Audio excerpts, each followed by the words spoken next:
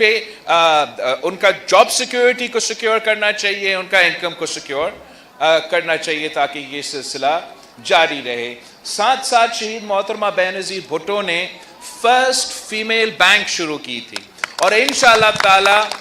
ہم پہلے ہر صوبے میں، پھر ہر ڈویژن میں، پھر ہر ڈسٹرکٹ میں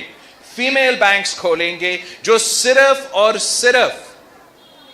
لونز، قرض جو ہے وہ خواتین کے لیے ہوں گے، اور انشاءاللہ تعالی اس طریقے سے ہم ویمنز اکنامک امپاورمنٹ کا بھی بندوبست کر سکیں گے۔ اگر ہم اپنے نوجوانوں کو روزگار دلوانا چاہتے ہیں تو ہم نے اپنے بھائیوں کے ساتھ اپنے بہنوں کا روزگار کے بندوبست بھی کرنا چاہتے ہیں۔ اگر ہم اپنے بھائیوں کو تعلیم دلوانا چاہتے ہیں تو ساتھ ساتھ اپنے بہنوں کو ہم تعلیم دلوانا چاہتے ہیں، اسی طریقے سے ان کا ترقی دیکھنا چاہتے ہیں۔ اور افسوس کی بات ہے، آپ دیکھ رہے ہو کہ افغانستان میں کیا صورتحال ہے کہ ہمارے افغان بہنیں کو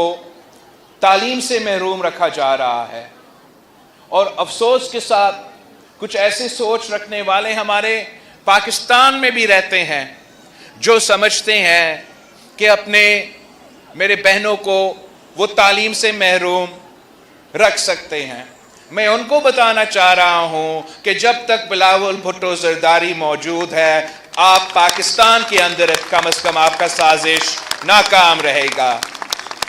اور انشاءاللہ ہم حکومت بنائیں گے